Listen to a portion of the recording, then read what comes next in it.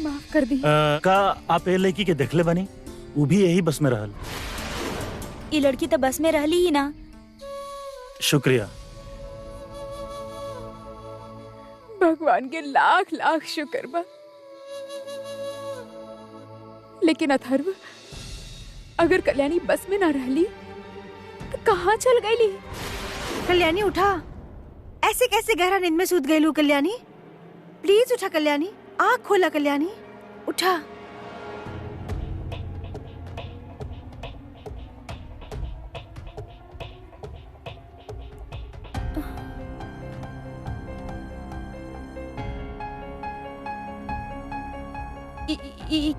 कहाँ बानी हम?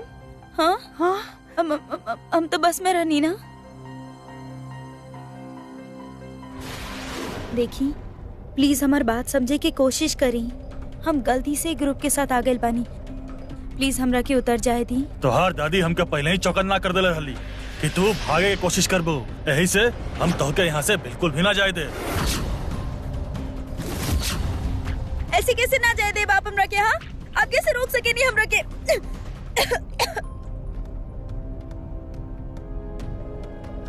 ये लो पानी पिया। मुंबई पहुंचे के बाद हमने ये बारे में बात कही जाई। आराम से बैठा।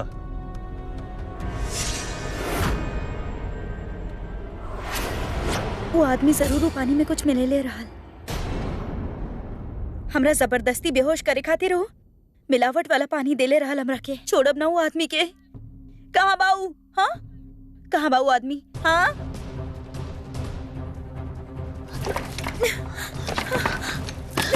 खोला खोला ही दरवाजा।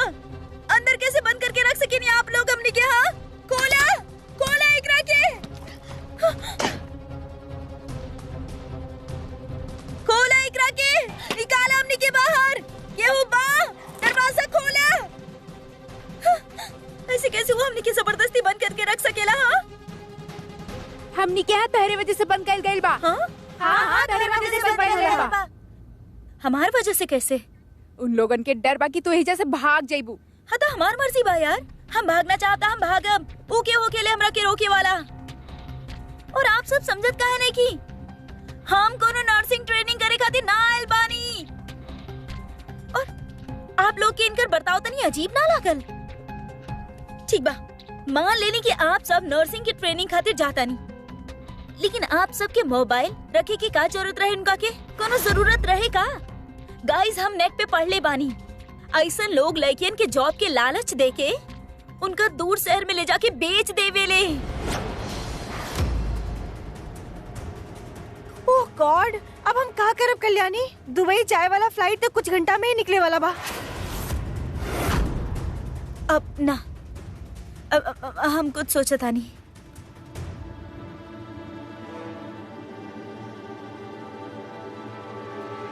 हाँ, हमनी ना ना ना ना ना ना ना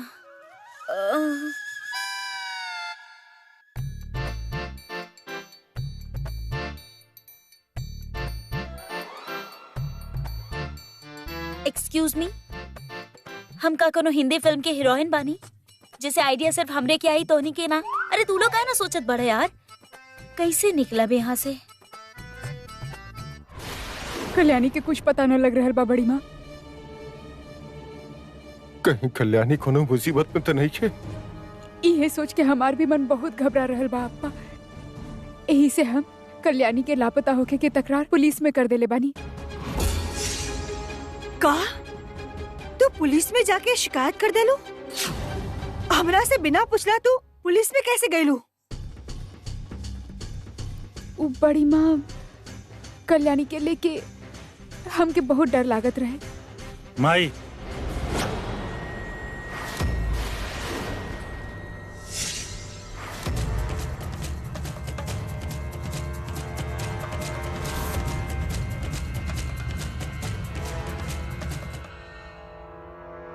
माई इहे बड़े वो लोग जो लोग कल्याणी पर हमला कैले रहले। माई,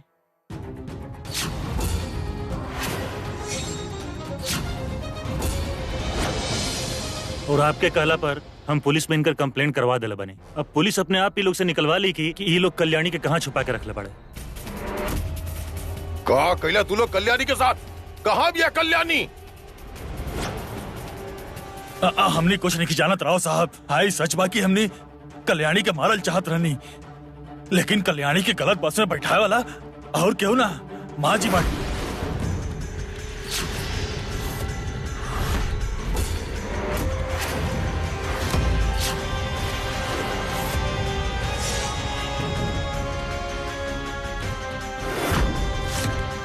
और माँ जी खुद हमने से वादा कैले रही कि वो लड़की वापस से गांव में लौट के ना आई।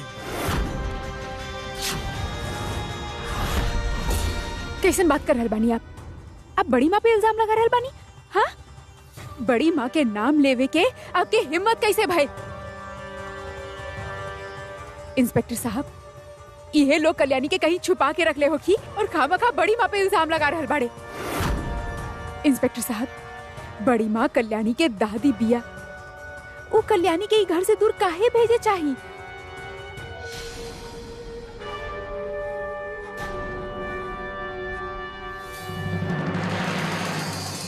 अहिल्या, तू कुछ बोलत काहे नहीं खू? तू चुप काहे बाड़ू? कहीं ये लोग सस्ता नहीं खन बोल रहा। बल्कि मालकिन आप चुप रह के हमनी के सजा काहे दिलवा रहल बानी? का आप कल्याणी के गलत बस में नहीं भेजले? पुनः पहुंचते फोन कर लिया। हाँ, आप लोगन के चिंता करे की कोनो जरूरत नहीं है। कल्याणी दोबारा ई गाँव में कब्बो ना आई। माफ करब बड़की मालकिन, अनुप्रिया जी एगो नाबालिग लड़की के लापता होए के शिकायत दर्ज करवाले बड़ी और हम इन लोगन के बयान के नजरअंदाज नहीं कर सकत। यही खातिर पूछताछ खातिर आपके हमने के साथ पुलिस स्टेशन चले के पड़ी।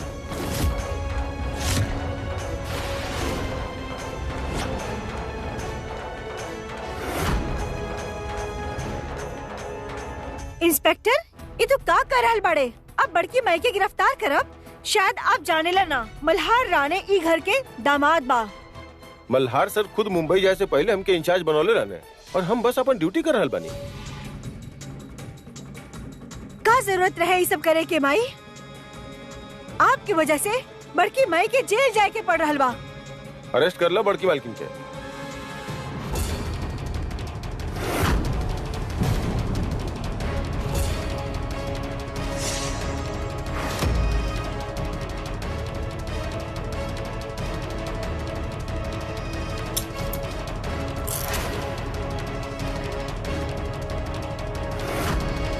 अहिल्या, तोहर खामोशी ई बात के सबूत बाकी लोग सच बोल रहल बाड़े।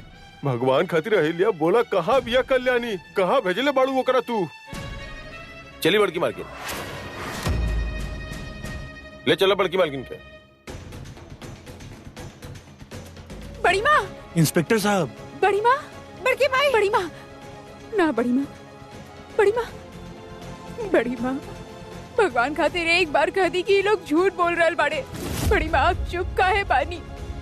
अगर आप कल्याणी के ना भेजले बानी तो पुलिस के बतावत काहे ना बानी? बड़ी माँ, हम जाने तानी आप कल्याणी के ना भेजले बानी। बस एक बार कह दी बड़ी माँ, बड़ी माँ कह दी ना, एक बार कह दी बड़ी माँ।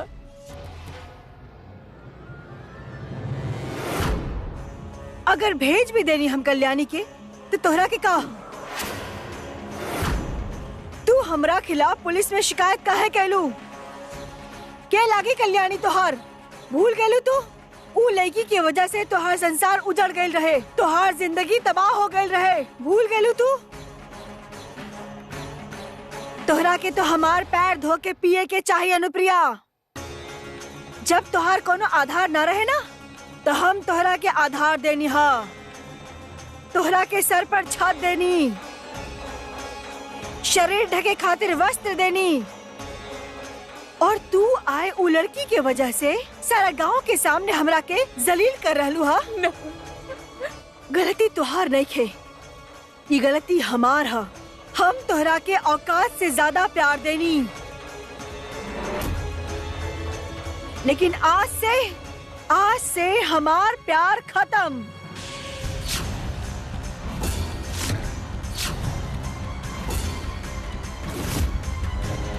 और रिश्ता भी।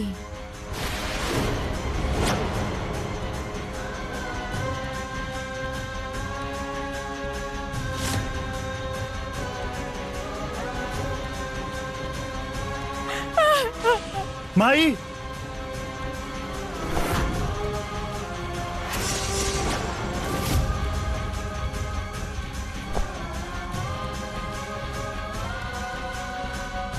माई माई माई माई माई।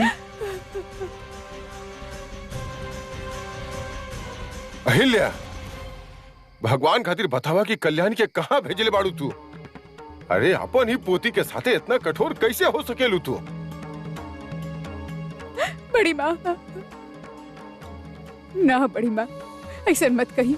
हमसे रिश्ता मत तोड़ी बड़ी माँ। अगर आप ऐसा कही तो हम यहाँ केकरा सहारे जिए बड़ी माँ। हम हमेशा आपके सास के ना माँ के दर्जा देले बानी बड़ी माँ। ऐसा मत कही। तू अभी अपन ही रिश्ता के फिक्र कर रहल बाड़ू?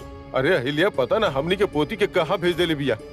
ई वक्त हमनी सबके केवल कल्याणी के बारे में सोचे के चाहिए। खाली कल्याणी के ही हमनी सबके चिंता करे के चाहिए बस। ना अप्पा, बड़ी माँ ऐसा कर ही ना सकेनी। वो झूठ बोल रहे बानी। बड़ी माँ कल्याणी के साथ इतना कठोर ना रह सकेनी अप्पा। बाना बड़ी माँ, एक बार कह दी ना वो लोग झूठ बोल रहे बड़े। चला सबके गाड़ी में डाला। चला चला चला। बड़ी माँ, बड़की माई, बड़की माई, बड़की माई।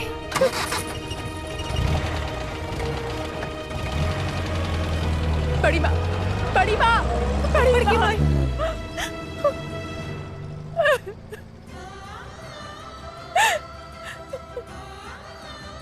हम जानता नहीं बड़ी माँ, आप कल्याणी के साथ ऐसा ना करिए ना। वो दिन तक आप ही कल्याणी के गले लगले रहनी और अपने ले रहनी ना। आप ऐसा ना कर सके नहीं। यही सब झूठ बा, यही सब झूठ बा, यही झूठ बा।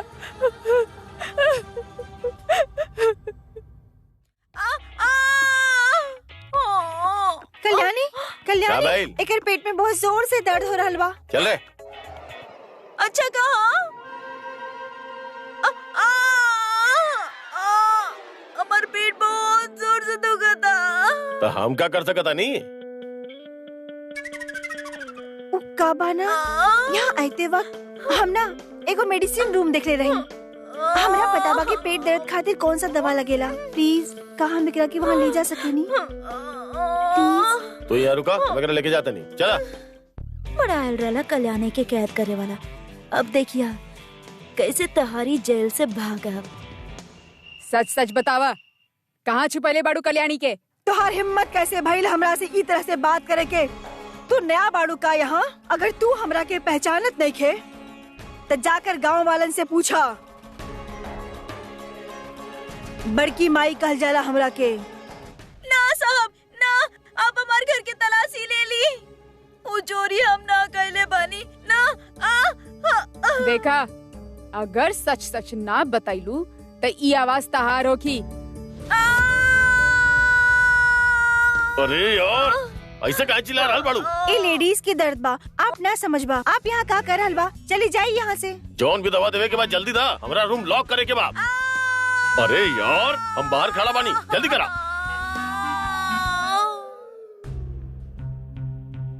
कल्याणी, हमरा के बहुत डर लगता।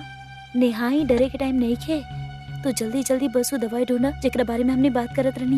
वो कबो भी आ सकेला। जल्दी। कहाँ फंस गई नी यार। बहुत बड़ा गलती कर देनी घर से भाग के। जॉन बॉयफ्रेंड खातिर घर से भाग के गोवा गेल रहनी। वो तो आयल है ना। शादी के मंडप पे इंतजार करत रहनी होकर। का कलू तू अपन बॉयफ्रेंड के इंतजार करत रहलू गोवा के मंडप में? हाँ।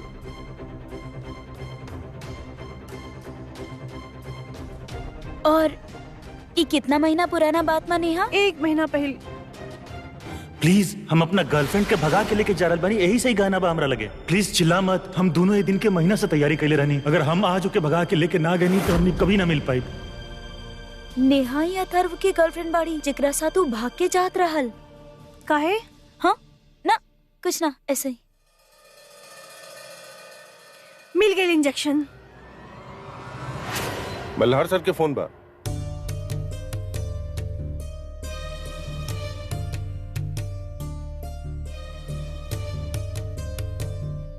हेलो मल्हार, ये सब का बा? तोहार लोगन के हमरा के गिरफ्तार करे के हिम्मत कैसे भइल? और यहाँ हमरा साथ बदतमीजी से पेश आवता।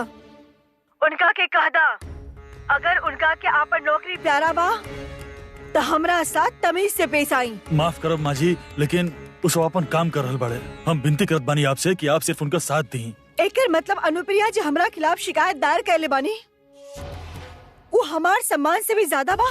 माँ जी, माई की कोई गलती नहीं है, उनके सिर्फ कल्याणी की चिंता होकर रहा, यही से वो शिकायत के लिए बाड़ी। तू कहे कि का चाहताड़ू? हम कल्याणी के देखिए, हमके पूरा भरोसा बा कि आप कल्याणी के भला ही चाहे नहीं, यही से प्लीज ये लोग के बता दी कि आप कल्याणी के कौन सा बस में बैठावले बानी। देखिए, हम भी यहाँ मुंबई में कल्याणी की तलाश में ही लागल बानी। मल्हार, तुहार आँख पर भी अनुप्रिया के प्यार के पट्टी बंधल बा, यह खातिर तू ओकर पक्ष ले रहल बा। आओ साहब, देखिए ऐसा कुछ बेहोशी के इंजेक्शन तो मिल गई कल्याणी, लेकिन अब हम वो आदमियन के हम लगाई कैसे? ये ला, खाना खा ला।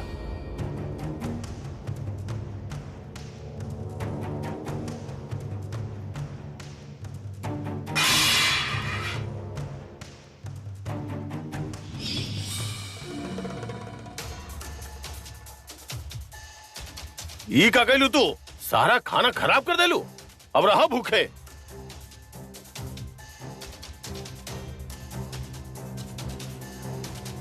तू ही खाना गिरा देलू, अब हमनी सब खाएब का? ई बड़ा पाव में मरल कॉकरोच रहल। का?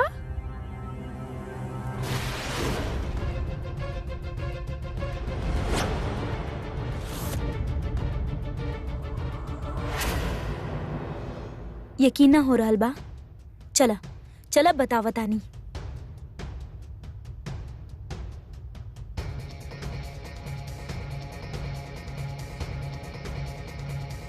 जे खाना वो लोग खा रहल बड़े, ओमे हम मरल कॉकरोचेस मिले ले बानी। ई खाना खात ही वो सबके तबीयत बिगड़ी और हमने अपन प्लान पूरा कर पाई। बस कुछ देर और।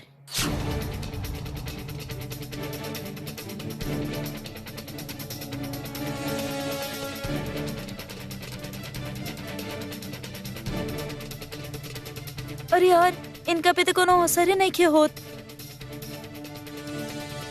अब हमनी बाहर कैसे निकलब यहाँ से?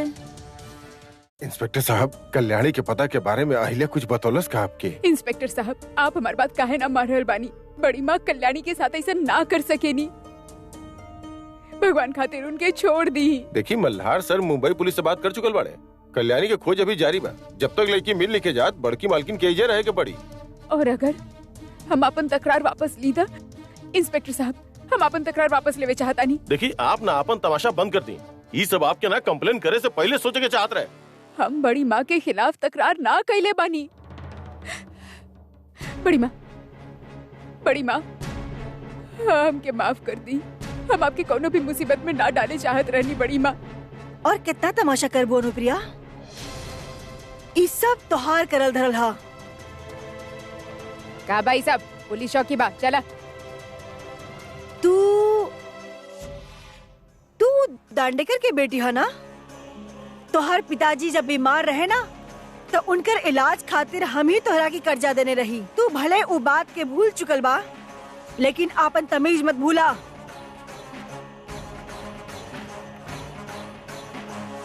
और तू दिल खुश हो गई हुई ना तोहार? आज सिर्फ तोहार वजह से हमारे इतना बेइज्जती हो रहल बा। ई औरत के ताना सुने पड़ रहल बा। ई अपमान हम कब्बो न भूलब अनुप्रिया, कब्बो न। आप गलत समझ रहे हैं बानी बड़ी माँ। हम आपकी तकलीफ में ना डाले चाहत रहनी। हम तो बस कल्याणी के माफ कर दी बड़ी माँ। बड़ी माँ माफ कर दी। विवेक, ले जाइए औरत के, और हो सकी तो वकील के जल्दी बुलाइया। ठीक है बड़ी माँ।